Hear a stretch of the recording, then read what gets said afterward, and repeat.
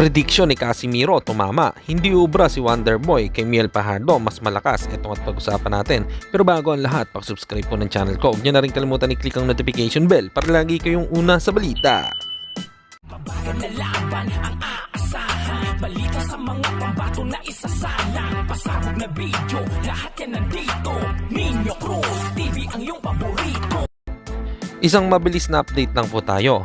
Pag-usapan nga natin mga kaboxing. Kahapon nga ay habang pinanonood ko ang laban ni Miel Fajardo ay nakabasa ako ng komento ng mga boxing fans at ang lagi kong nababasa ay ang pangalan ni Carl James Martin.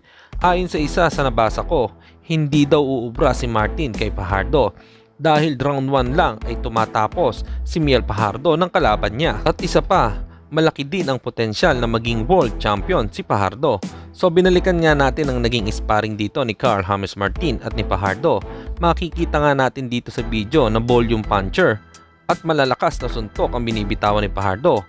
Para sa inyo mga kaboxing, kung magkaharap nga po ang dalawa, sino sa palagay nyo ang mananalo?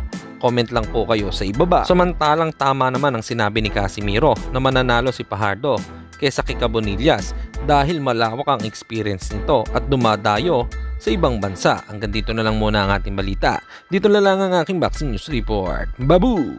Nakita yung laban nila, pero yung nababalitaan ko na si Pardo lumalaban sa ibang bansa, pero malakas yung experience si Pardo dito. Pwede yan, pwede mangyari mananalo si Pardo kasi marami siyang suntok bibitawan eh. Si Angas na Cebu pa isa-isa lang.